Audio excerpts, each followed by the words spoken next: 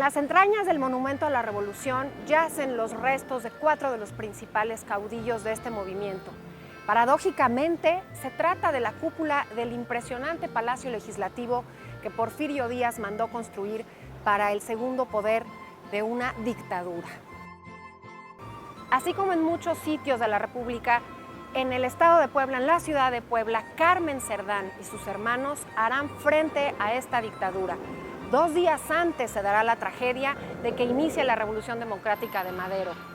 Carmen no nada más ayudó a sus hermanos en ese momento de arengar a la lucha y oponerse y haber sido acribillados en Puebla. Ella sirvió durante tiempo atrás como correo, como activista política. Creía firmemente que la democracia era momento para hombres y mujeres. Carmen no se encuentra aquí en el Monumento a la Revolución. Sus restos están justo en esa casa donde fue masacrada su familia, en el Museo Regional de Puebla de la Revolución.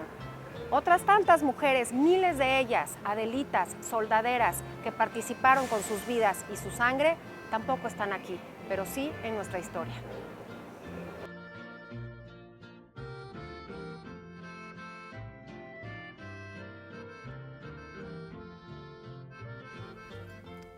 Nos encontramos ya aquí en el estudio para hablar de esta mujer Carmen Cerdán y nos acompaña muy amablemente la maestra investigadora Gabriela Cano. Hablar de Carmen Cerdán sin duda nos sitúa ya en el momento de la Revolución Mexicana, previo a la Revolución Mexicana. Y es un personaje que hereda, no nada más del padre, sino del abuelo, una beta y una línea y una sangre liberal que va a importar mucho en esta familia poblana. Vamos a situarnos, ella nace en 1873, gracias por la fecha, y forma parte de esta familia muy conocida, digamos, en el movimiento de la Revolución, que son los hermanos Cerdán. Aquiles, Carmen, Natalia y Máximo. El abuelo había sido un gobernador liberal que había muerto en la intervención francesa. Su padre, Manuel, digamos, el hijo de este gobernador, Manuel Cerdán, padre de estos hermanos de la Revolución, también tiene una historia que contar en este movimiento democrático. Era un hombre también liberal y desaparece con esa paz de los sepulcros que Porfirio Díaz y ese régimen que estaba ya con estertores iba a desaparecer. Carmen aparece en este escenario, Gabriela. Carmen queda huérfana cuando tiene 7, 8 años. Yo creo que en su formación es muy importante y en su trayectoria su mamá, la señora Carmen Alatriste, que la señora Carmen Alatriste fue hija del gobernador liberal. No sabemos nada de la abuela, de la mamá de Carmen ni de su abuela. Yo trato de hacer una genealogía basada en las mujeres, que siempre se nos escabullen, nos quedan muy pocos datos, y ese es uno de los grandes retos de Carmen Cerdán, que los datos son muy pocos, a veces se registran mal, se escabullen. Sí sabemos que viene de una familia liberal, que tuvo un abuelo liberal. Se ha dicho que era una familia muy adinerada. Yo aquí también tengo cierta reserva. De hecho, su hermano Aquiles tenía un taller de zapatería. Más bien yo los ubico en los grupos artesanales, en la clase media. Creo que es una familia que además comparte la casa, que siempre se menciona la casa, que ahora es el Museo de la Revolución, así que se ve una casa señorial, pero no olvidemos que en esa casa vivían 3 familias. Sí. Y en esta Puebla, que yo quiero recuperar este sentimiento liberal, el abuelo justamente había formado parte de esa resistencia contra los franceses y eso yo creo que va permeando también la vida de estos hermanos. El padre, incluso Manuel, había inculcado en sus hijos que fueran autodidactas, tuvieron acceso a una biblioteca también. Entonces, el sentido que tú comentas, Gabriela, que a lo mejor pertenecían a una clase privilegiada, va más por el tema de la instrucción. Tuvieron acceso a una buena educación, pero es este sentido que tenía esta Puebla, que ellos eran contrarios a lo conservador, una Puebla muy conservadora, y ellos en esta beta liberal heredada del abuelo, del padre, y que además los lleva a fundar un club antirreeleccionista, que ya vamos a ir ahí, el tema de Madero, la revolución, estamos en los albores de la revolución, y son convocados también a esta revolución democrática, la democracia para los Cerdán en esta Puebla. Sí, pues para mí es una incógnita toda la infancia de los Cerdán, porque sí, cuando el padre muere, Carmen tenía 8 años y era la mayor, los otros eran más chiquitos, no sabemos nada de la educación de ellos. Hay una información de que Carmen tuvo una educación religiosa, pero eso era muy frecuente, que las mujeres tuvieran, en las familias liberales, que las mujeres tuvieran una educación religiosa, mientras que los hombres tenían una educación liberal. Y pues sí, en el periodo largo de Porfirio Díaz, el propio Porfirio Díaz también fue un liberal, también fue un héroe de la lucha contra los franceses. Yo lo que me pregunto es, bueno, ¿cuál es la singularidad de esta familia de Carmen Cerdán? Y hay algo en Puebla que me interesa muchísimo y que creo que no había yo contemplado con la suficiente importancia, que es el carácter industrial.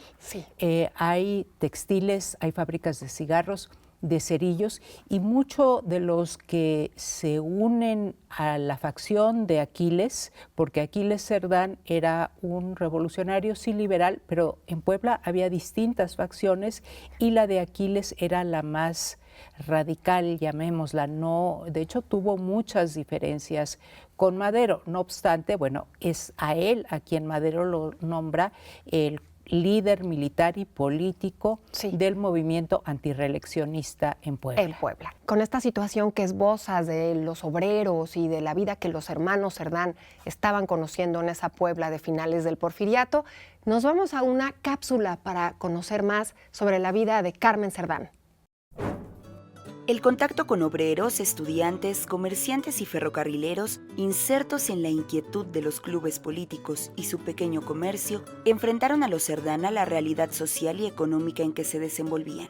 De allí nació en Carmen no solamente el sentimiento fraterno hacia su hermano Aquiles, sino también la solidaridad con Máximo, con el quehacer ingente y la entrega a la tarea difusiva de la democracia y sus principios. Repartía propaganda y se convirtió en una activista dinámica del movimiento. Además, con su actitud, rompió con la rutina tradicionalista de la mujer mexicana, encerrada en el hogar vedad para toda participación que no fuera la doméstica. Ella abrió un nuevo sentido a la vida de las mujeres, con valentía y decisión para participar en la lucha política, convirtiéndose en precursora de la igualdad de género. Y no solo lo hizo con la palabra, sentenció con su actitud personal el futuro de las mujeres mexicanas.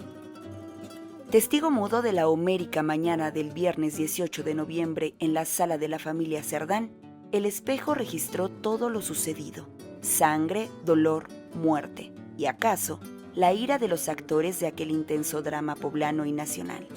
El Espejo sigue allí hasta hoy, maltratado y agujerado por los disparos originales, para seguir recordándonos en su reflejo de todos los días, de todos los años, la revelación de un país que nacía de los sueños revolucionarios todavía incumplidos.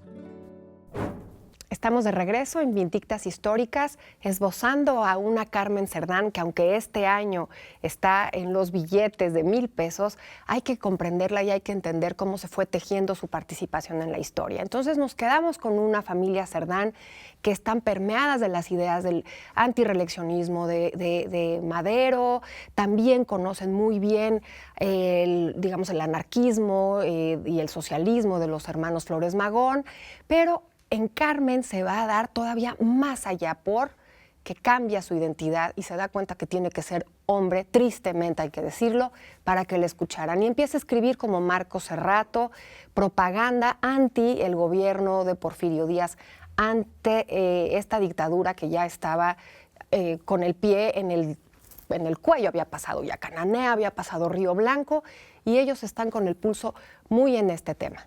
Usaba este seudónimo pues porque todos usaban seudónimos, hombres y mujeres, por la persecución y la vigilancia policíaca. Algo que me parece muy singular de Puebla y de la formación de Carmen, ella no fue a la escuela normal como la mayor parte de las revolucionarias poblanas. Esto quizá tuvo que trabajar por la muerte de su padre, Sí. pero sí tuvo mucha cercanía, por ejemplo, con las hermanas Narváez, claro. Rosa, Guadalupe Narváez, que ellas claramente sí eran mujeres con una formación liberal, antiautoritaria, Sí. y de las hermanas Narváez sí sabemos un poco más porque escribieron, porque tienen expedientes escolares que no tenemos en el caso de Carmen. Y también en Puebla hay otra figura muy importante que es Paulina Maraver, la profesora Paulina Maraver, que vivía con Ignacia Vázquez, y entonces aquí hay una red de mujeres incluso en sus escuelas. La de las Narváez era una escuela privada y la de Paulina era una escuela pública. Ella era una profesora muy reconocida en el sistema educativo. Y esa es la efervescencia, también es un movimiento interclasista, porque bueno, Aquiles era dueño de un taller de calzado, sí. de zapatería, sí. Y era radical, mucho más radical que Madero, que no estaba por un programa político como el de Aquiles.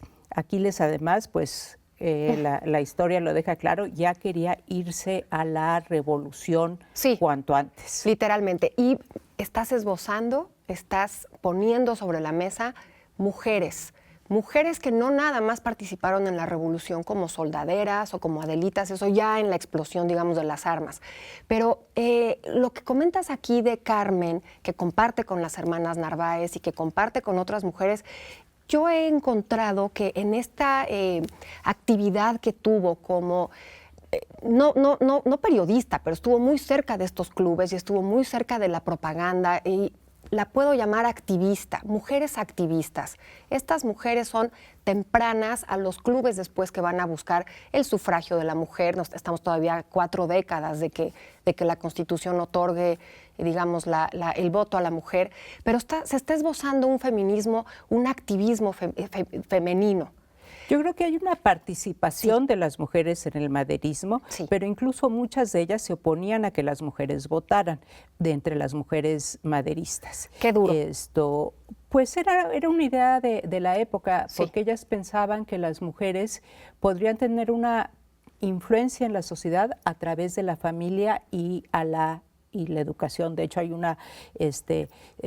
hay polémicas en la revista de Hermila Galindo sobre cuál es el lugar que las mujeres tienen que ocupar. En Puebla, a mí me interesa mucho el comité, la junta antireeleccionista que llevaba el nombre de Josefa Ortiz, porque eran mujeres que trabajaban en fábricas de cigarro.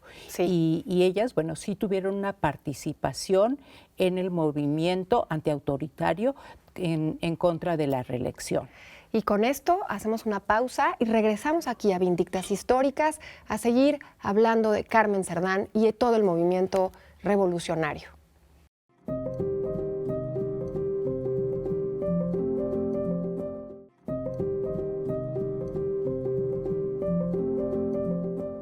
Y estamos de regreso en Vindictas Históricas y el turno hoy es Carmen Cerdán. Carmen Cerdán y estos acontecimientos trágicos que tú hablabas, Gabriela, 4 horas en su vida, un 18 de noviembre de 1910. Ellos estaban ya muy permeados del llamado que hizo Madero, que hasta con hora, ¿no? 6 de la tarde del 20 de noviembre, se iban a levantar en armas y, digamos, ¿por qué? Porque el sentido democrático de Madero agarra parejo en todo el país y en Puebla se siembra con una efervescencia muy, muy fuerte en casa de los Cerdán. Su casa funciona como cuartel, digamos, tienen armas, tienen propaganda y de pronto se dan cuenta que la policía, en una redada que no era la primera, ya les habían tocado varias, irrumpen ese día.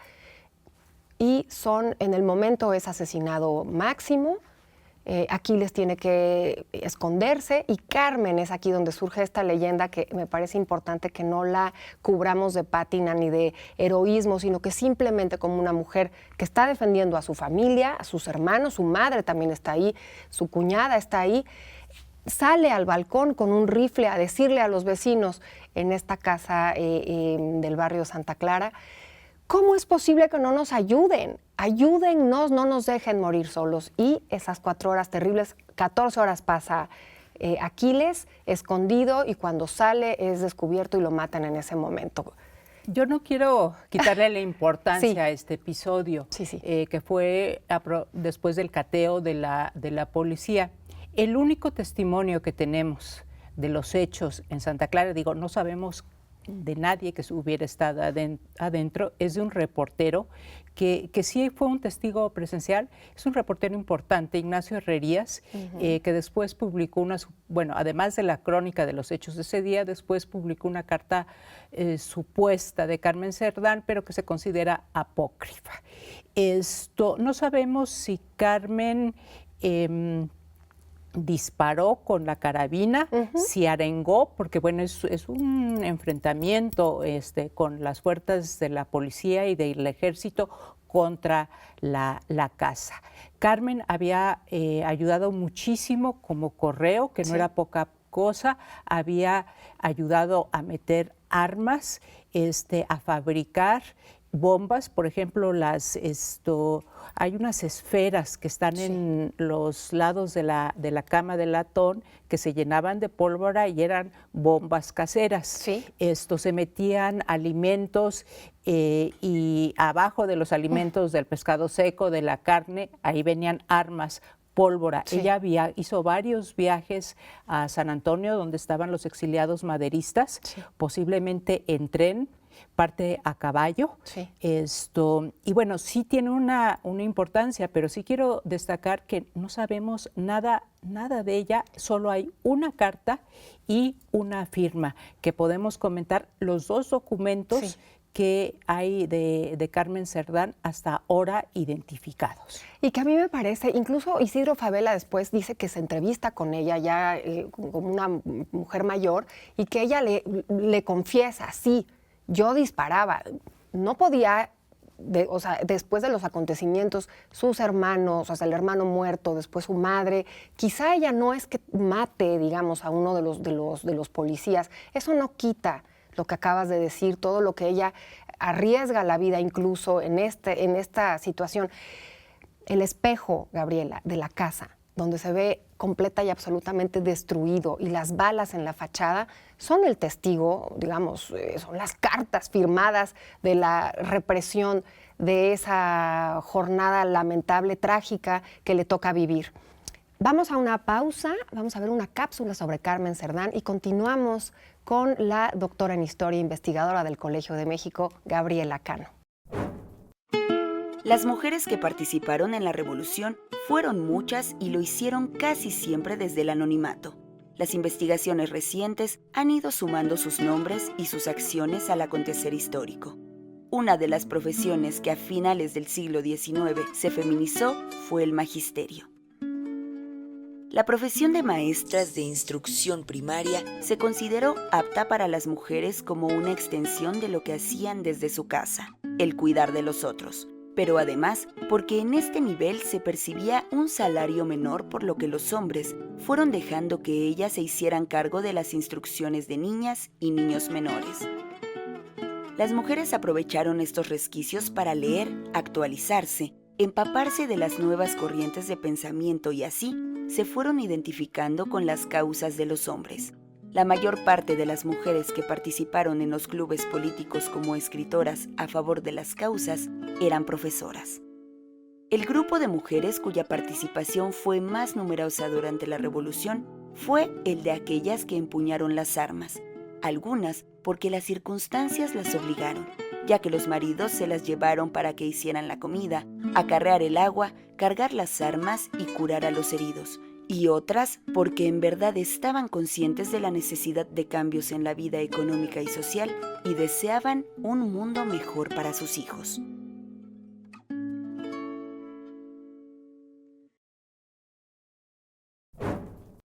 Estamos de regreso en Vindictas Históricas. Carmen Cerdán, después del asesinato de sus hermanos, después del encarcelamiento de su madre, de su cuñada, ella va a encarnar, ella también está unos meses en la cárcel, va a encarnar lo que muchas mujeres en la Revolución les sucedió, el anonimato. Pero no por ese anonimato vamos a olvidar que fueron las primeras voces femeninas con respecto a un cambio en la sociedad, no nada más para la mujer, sino para todos estos grupos de obreros, profesionistas, quizá maestros, maestras, una clase media que no podía más con un régimen tan desigual como el que representaba el fin del porfiriato. Y finalmente la revolución estalla el 20 de noviembre, pasan estos años de grandísima lucha para ponerse de acuerdo, pero sí, al final cambió, digamos, el estrato social, cambió la política y ella forma parte, junto con otras mujeres, de ese cambio, Gabriela.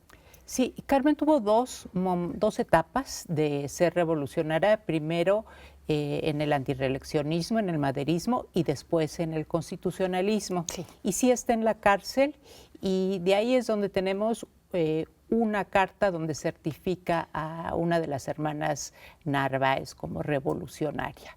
Y después Carmen se volvió como la revolucionaria emblemática.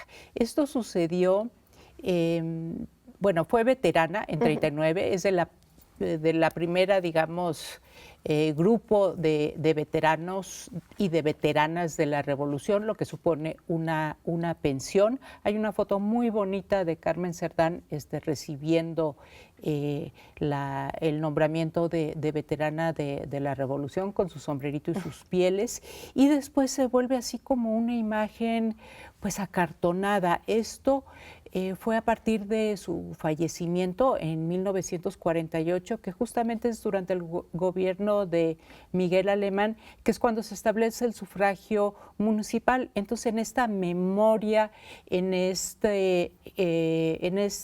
reivindicación y en hacerla una heroína que a veces es muy lejana para sentirle, para palpar lo que era su vida, y se nos pierde, se nos vuelve un personaje muy lejano. Sí, casi anónimo, ¿no? Porque sí la reivindican en ese primer momento. Después el tema del voto a la mujer, que llega hasta 53 de manera federal, son esas voces que habían sido escuchadas. Bueno, se escuchan esas voces en esta mitad del siglo, ya con el priismo, digamos, este partido revolucionario que quedó en el poder. Claro.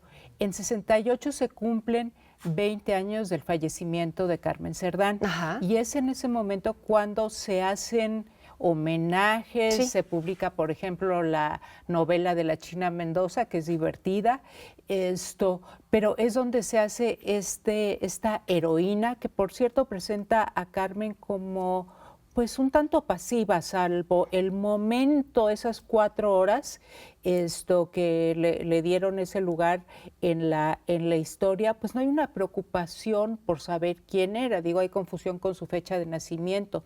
Solo hay 2 documentos que tengan su firma, uno donde dice estoy de acuerdo y otro donde sí dice un poco más, pero es un documento convencional. No sabemos cómo pensaba Carmen Cerdán, no sabemos sus ideas políticas, salvo la colaboración con las armas, que no es poca cosa. Y con todas estas mujeres que sí, o sea, ella está muy cercana a esos clubes y a esas ideas. Y comentas que en la década de los 60 es también cuando la casa se convierte en el Museo Regional de la Revolución Mexicana. En Puebla se puede visitar. También es cuando empiezan a darse estos monumentos en toda la ciudad de los 4 hermanos. Y no se encuentran en el Monumento a la Revolución los restos de Carmen. Se quedan en Puebla, se quedarán, digamos, no trasciende a nivel federal este heroísmo de Carmen, y ahora se busca que esté presente en los billetes, sin querer ponerle bronce ni querer hacer estos héroes. Mejor oro, porque las letras en la Cámara de Diputados, en el Congreso, justo en 48, si no me equivoco, sí, se pone su nombre en letras, dicen letras de oro, pero son doradas, y también se incluyen los nombres de las heroínas de la independencia. Ella es la única de la revolución y fue justo al momento de su fallecimiento, cuando pues ya no podía expresarse. Entonces sí, es un nombre conocido, porque bueno, pues está en el Congreso desde 48. Claro. Y con esas letras de oro en el Congreso mexicano es que Carmen Cerdán pasa a nuestra historia junto con Adelitas, soldaderas, constitucionalistas y todas esas mujeres que apoyaron la Revolución Mexicana. Muchísimas gracias, Gabriela. Muchas gracias por estar en Vindictas Históricas. Un gusto platicar contigo sobre Carmen Cerdán, la primera mujer armada de la Revolución Mexicana. Gracias y nos vemos la siguiente ocasión para seguir reivindicando el actuar de las mujeres en nuestra historia. Vindictas Históricas.